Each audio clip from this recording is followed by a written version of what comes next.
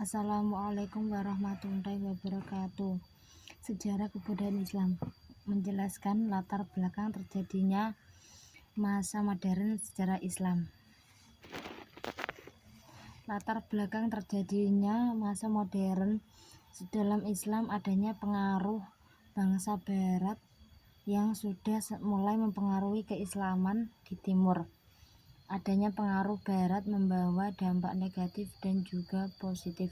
Positifnya adalah banyak sekali ilmu pengetahuan dari Barat yang sudah mulai diserupa kebaikannya oleh umat Islam.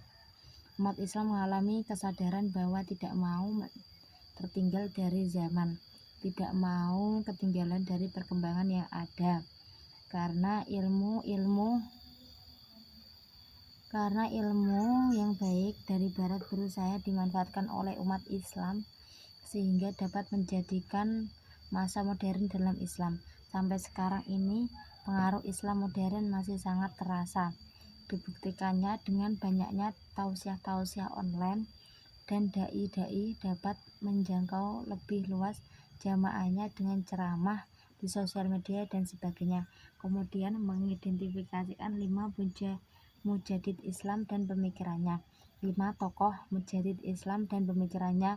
Yang pertama, menurut Jamaluddin, ilmu pengetahuan ialah ilmu yang bisa menguasai dunia, dan beliau dikenal dengan pejuang prinsip egaliter. Yang dimaksudkan ialah harus ada persamaan antara laki-laki dan perempuan, karena pada waktu itu perempuan dipandang sebelah mata.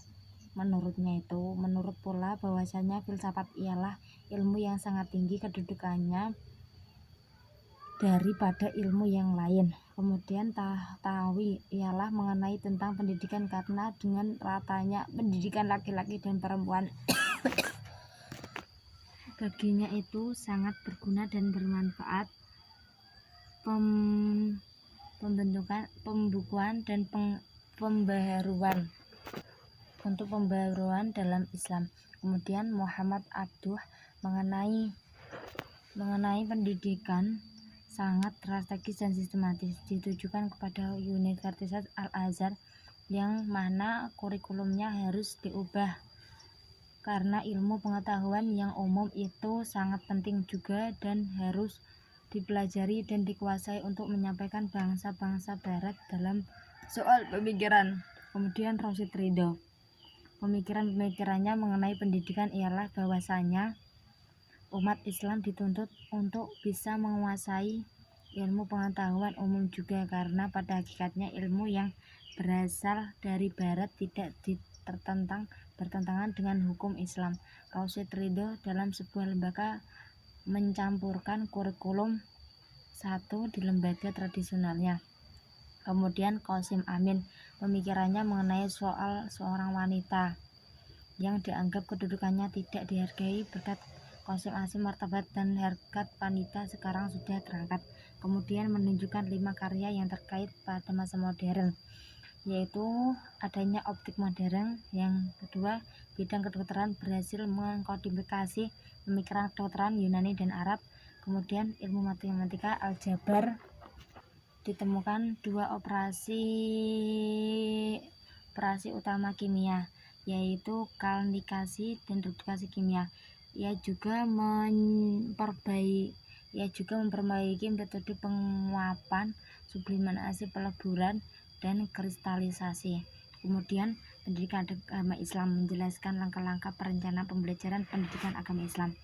Ada beberapa langkah dalam mendesain pembelajaran pendidikan agama Islam agar pembelajaran tersebut bisa terlaksanakan secara maksimal, antara lain yaitu mengidentifikasikan tujuan umum pembelajaran, melaksanakan analisis pembelajaran, mengidentifikasikan tingkah laku, masukan, dan karakteristik siswa, merumuskan tujuan performasi atau kinerja, mengembangkan butir-butir tes, acuan patokan, mengembangkan strategis pembelajaran, kemudian mengembangkan dan memilih material pengajaran, mendesain dan melaksanakan evaluasi formatif, merevisi bahan pembelajaran, mendesain dan melaksanakan evaluasi sumatif. Kemudian terampil menyusun silabus dan rencana pelaksanaan pembelajaran atau RPP. Yang pertama, menentukan identitas silabus. Kedua, yaitu merumuskan standar kompetensi. Yang ketiga, yaitu merumuskan kompetensi dasar. Yang keempat, merumuskan kegiatan pembelajaran. Yang kelima, mengidentifikasi materi pokok. Yang keenam, merumuskan indikator pencapaian kompetensi.